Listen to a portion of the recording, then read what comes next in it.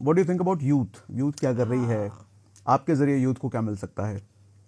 What I think about youth, youth आजकल क्या कर रही है, ये बड़ा ही थोड़ा सा मेरे लिए कॉन्सेप्ट एक हल्का सा अलग हो जाता है। वो क्यों हो जाता है? बिकॉज मैं आजकल जैसे यूथ को देख रही हूँ, बच्चे क्या कर रहे हैं सोशल मीडिया पे and everything, it gets me a bit disappointed क्योंकि एक ऐसा टाइम था जिसमें कि हमारे पूरे घर में वो एक ही टच वाला फ़ोन जो मैंने आपको बताया वही था, और मैं उसी से लैंग्वेज भी सीख रही थी, उसी से एक्सेंट भी सीख रही थी। एक जगह पर मैं उसका पूरा इस तरीके से बेनिफिट ले रही थी, मैं और मेरे फैमिली। पर एक साइड पे अब क्या है, मैं सिर्फ इंडिया वालों के बारे में, क्योंकि आई एम एन इंडियन, सो मैं सिर्फ इंडिया वालों के ऊपर बात करना चाहूँगी। आजकल सोशल मीडिया पे बड़े अलग अलग ट्रेंड्स चलते हैं। कभी गाने का ट्रेंड आ जाता है, कभी किसी के प्रैंक करने का ट्रेंड आ जाता है, कभी नाचने का ट्रेंड आ जाता है। तो इन सारे ट्रेंड्स को फॉलो अगर आप देखेंगे, you are rarely gonna see somebody who is an American, somebody who is a British और somebody who is a Korean और a Japanese following these trends. आपको मेजॉरिटी 80 to 85% उस पर आजकल के जो इंडियन बच्चे हैं वो करते हुए दिखेंगे। राइट। वो उन्हें फॉलो करते हुए मिलेंगे आपको। आप हर तीसरी रील में देखेंगे तो इंडिया वाले ही किसी ना किसी ट्रेंड को फॉलो कर रहे हैं।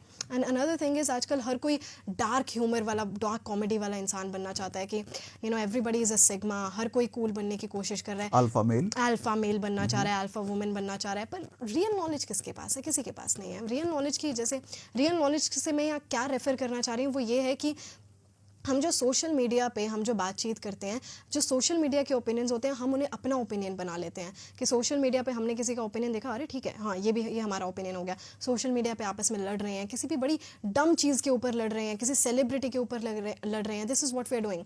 एंड और मैं ये नहीं कह रही कि those people, the people who are Japanese American, they are better than us. I am not gonna say that. मैं सिर्फ अपने वालों की बात कर सकती हूँ बिकॉज ये मैंने चीज़ें ऑब्जर्व करी हैं। सो एंटरटेनमेंट पर्पज़ के लिए I think scrolling through reels and everything, it's fine, okay, following trends, dancing is fine, पर उसी चीज़ में अपना पूरा का पूरा टाइम लगा देना। मैं अभी कॉलेज में पढ़ाती हूँ तो वहाँ पे बच्चे सब आपस में अपनी पढ़ाई पर ना फोकस करके वो ये इस चीज़ पर फोकस करते हैं कि हम अपनी रील पे ज़्यादा लाइक्स कैसे लेकर आ सकते हैं, कैसे नाच सकते हैं। तो ओके। उस पर वो अपनी क्रिएटिविटी, उस पर वो अपना पूरा का पूरा, जैसे कहते हैं ना, they are squandering their time away on that.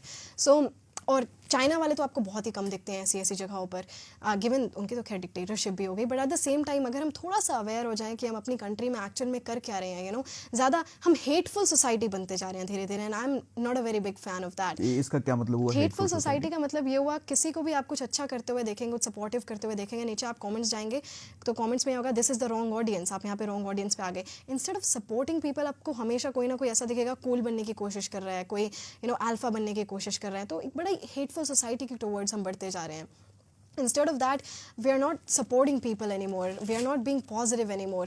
और अब इसका मतलब ये नहीं है कि नहीं हम तो बिल्कुल ही पॉजिटिव नहीं है। I am not saying that. We people, we are the youth, this generation, great. हमने काफ़ी सारे टॉपिक्स को भी हम आगे लेकर आए हैं। फेमिनिज्म हो गया, ऐसी काफ़ी सारी चीज़ें जिनको हमने आगे करा है, ऐसी काफ़ी सारी चीज़ें जो कि जेन ज़ी आगे लेकर आई है। हम काफ़ी सारी चीज़ों के बारे में, जिसके बारे में हम पहले वो चीज़ टैबू थी, हम उसके बारे में अब खुलकर बात कर सकते हैं।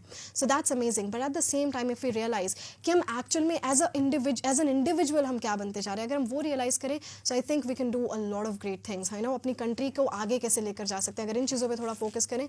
सो we can do a lot of great things. And I am not saying कि because my age is also 20, so I am not saying कि आप बिल्कुल ही अपना एंटरटेनमेंट सब कुछ रोक दें, नहीं, अगर वो तो मेरे लिए भी बुरी चीज़ हो जाएगी। पर हल्की सी सेल्फ अवेयरनेस एंड हल्की सी self realisation is important about what you are doing and what are you becoming as an individual. Wonderful, amazing.